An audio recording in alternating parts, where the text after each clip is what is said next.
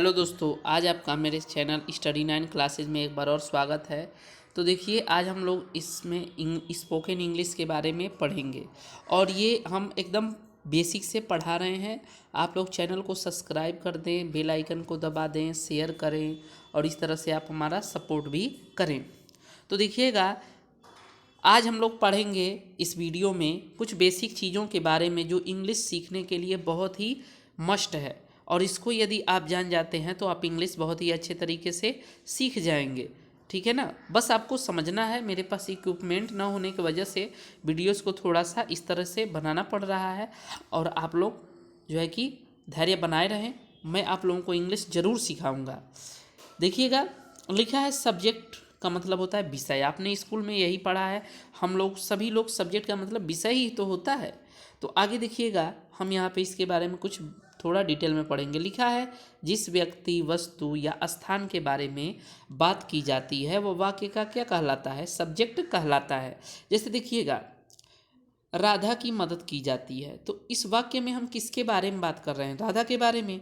तो जिसके बारे में बात करते हैं वही तो हमारा सब्जेक्ट होता है ना, तो ये हो जाएगा सब्जेक्ट। उसी तरह से लिखा है फुटबॉल खेला जाता है, तो देखिएगा फुटबॉल के बारे में बात हो रही है तो फुटबॉल हमारा क्या हो जाएगा? सब्जेक्ट हो जाएगा।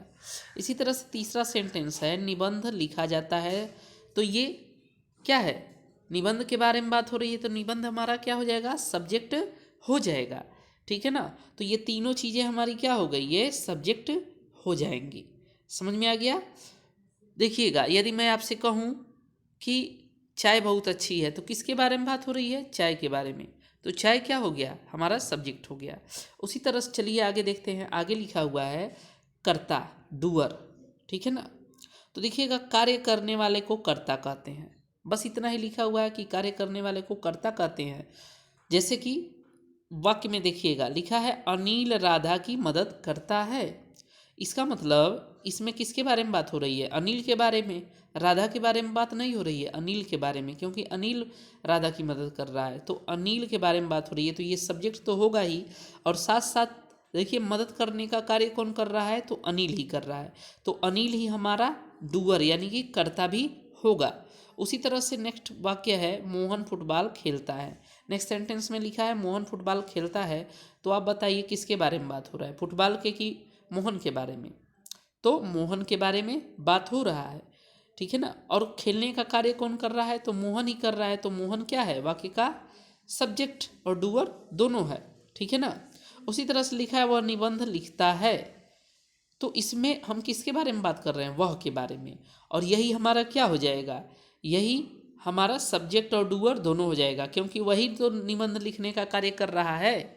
ठीक है ना, तो इतना आप लोगों को आशा करता हूँ समझ में आया होगा। चलिए आगे बढ़ते हैं। आगे देखिएगा, आगे लिखा हुआ है हेल्पिंग वर्ब्स यानी कि सहायक क्रिया। ठीक है ना, सहायक क्रिया। तो देखिए सहायक क्रिया क्या होता है? सहायक से आपको पता चलेगा कि ये सहायता करता होगा। तो देखिएगा लिखा है जो क्रिया वाक्य बनाने में मुख्य क्रिया की मदद करता है या सहायता करता है उसे एच वी कहते हैं। ठीक है ना, एच वी का मतलब एच से हेल्पिंग और वी से वर्ब, तो हेल्पिंग वर्ब। ठीक है ना, तो देखिएगा he is going to school, तो यहाँ पे देखिएगा ये इज क्या है? यही हमारा हेल्पिंग वर्ब है, और गोइंग ये मेन वर्ब है इसका। ये क्या कर रहा है? हेल्प कर रहा है, सेंटेंस पूरा करने में हेल्प कर रहा है। यदि इज को हम हटा दें तो he going to school sentence complete नहीं होगा। उसी तरह से देखिएगा लिखा है इंग्लिश में कुल 24 हेल्पिंग वर्ब होते हैं। देखिएगा हम इन्हें थोड़ा देख लें। देखिएगा लिखा है इज, एम, आर, वाज, वर। देखिएगा हम इसे हमेशा वर पढ़ते हैं, क्योंकि बहुत सारे लोग इसको वेयर भी बोलते हैं। आपको वर बोलना है। आप खुद प्रोनाउंसिएशन में देख लीजिएगा, डिक्शनरी में वर ही उसमें भी बोलेगा। आगे लिखा है do, does, did, has, have, had, will, would, shall, should, can, could, may, might, use to, ought to, must, need और डेयर। ठीक है ना, इन सभी हेल्पिंग वर्ब के बारे में मैं आपको डिटेल में पढ़ाऊंगा, एक एक टॉपिक को पढ़ाऊंगा। बस इस वीडियो में आप बने रहें। इस वीडियो को देखने के बाद आप मेरे वीडियोस को देखेंगे, आपको बिल्कुल सब कुछ समझ में आएगा। ठीक है ना, आगे देखिएगा। अब अगला टॉपिक है मेन वर्ब। ठीक है ना। मेन वर्ब का मतलब होता है मुख्य क्रिया। तो देखिए लिखा है जिन शब्दों से किसी कार्य के होने का पता चलता है उसे हम क्या कहते हैं, एमवी। हम बार बार ये शॉर्टकट क्यों लिख रहे हैं, इसका भी रीज़न है, आप लोग ध्यान दें। मेन वर्ब, ठीक है ना। जैसे देखिएगा लिखा हुआ है जिन शब्दों से किसी कार्य के होने का पता चलता है। अब देखिएगा, अब आप लोग कहेंगे ये क्या लिखा हुआ है, कुछ समझ में नहीं आया। देखिए लिखा है कि जिन शब्दों से, यानी कि कोई वर्ड है और उससे किसी कार्य के होने का पता चल रहा है, तो वो क्या हो जाएगा, वही मेन वर्ब होगा। जैसे देखिए यदि मैं कहूँ खेलना, तो खेलना क्या है, एक कार्य है, क्रिया है कि नहीं है। सोना एक क्रिया है। उसी तरह से बैठना क्या है, एक क्रिया है। उठना ये भी एक क्रिया है।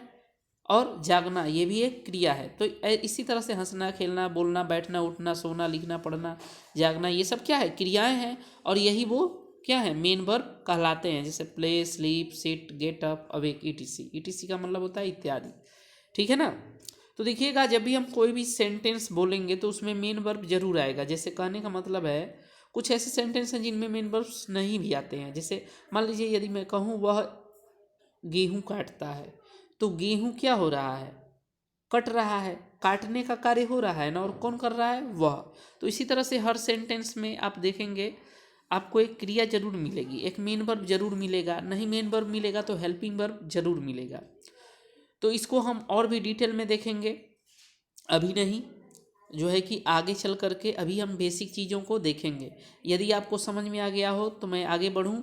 देखिएगा लिखा है जिन शब्दों से किसी कार्य के होने का पता चलता है। तो एक बार और देख लीजिएगा। जैसे मान लीजिए आप खड़े हैं, तो कौन सा कार्य कर रहे हैं आप, खड़े होने का। यदि आप बैठे हैं तो कौन सा कार्य कर रहे हैं, बैठने का। और यदि आप सोए हैं तो सोने का कार्य कर रहे हैं। तो क्रिया कोई ना कोई होगी, वही मेन वर्ब कहलाता है। आगे लिखा है अनुवाद करते समय, यानी कि ट्रांसलेशन बनाते समय मेन वर्ब को 5 रूपों में हम यूज करते हैं।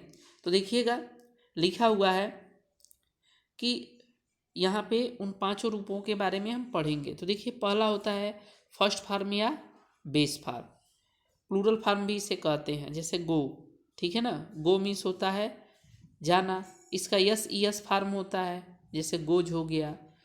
सेकेंड और पास्ट फॉर्म जिसको कहते हैं वो वेंट हो जाएगा, इसका गो का second form went. Third form या पास्ट पार्टिसिपल ये गॉन हो जाएगा। आईएनजी फॉर्म या जीरंड या प्रेजेंट पार्टिसिपल, इसको इसमें आईएनजी लगा होता है, ठीक है ना। इसी तरह से इट मीन्स खाना, इट्स, एट, ईटेन, ईटिंग, ठीक है ना। आगे देखिएगा आप लोग, आगे देखते रहिएगा। आगे लिखा हुआ है प्लेज, प्लेड, प्लेड, प्लेइंग, ठीक है ना। कैच का कैचेस, काट, काट, कैचिंग। इसी तरह से रीड का है रीड्स, रीड, रीड, रीडिंग। तो देखिएगा हम आप लोगों को और भी डिटेल में बहुत कुछ पढ़ाएंगे। अभी ये बेसिक चीज़ें हैं, इसको आप लोग देख करके सीख लें। जितना हमने सिखाया है इन सभी के बारे में डिटेल में हम लोगों को पढ़ना पड़ेगा। अभी मैं बस इसके 5 फॉर्म्स के बारे में बता दिया हूँ कि इसे 5 तरीके से यूज किया जाता है। तो आज के लिए इतना ही। अब फिर हम लोग मिलते हैं अगले वीडियोज़ में और इसको पूरा कवर कर लेंगे। और इसके बाद से जो है कि हम आपको इंग्लिश पढ़ाना शुरू करेंगे। तो इस वीडियो को देख करके ज़रूर सीखें, और जहाँ ना समझ में आए वहाँ पर हमें ज़रूर कमेंट करके बताएं। मैं फिर से उसको आपको रिवीज़न करवाऊँगा। और यही बेसिक चीज़ें हैं। और इसके बाद से एक और वीडियोज़ आएगा छोटा सा, जिसमें और कुछ भी मैं पढ़ाऊँगा। उसके बाद से आपको इंग्लिश पढ़ाना मैं शुरू करूँगा। और लाइन वाइज मेरे वीडियोज़ को देख करके आप जो है कि इंग्लिश में एकदम परफेक्ट हो जाएंगे। तो चैनल को सब्सक्राइब और शेयर करना ना भूलें। आज के लिए इतना ही, धन्यवाद।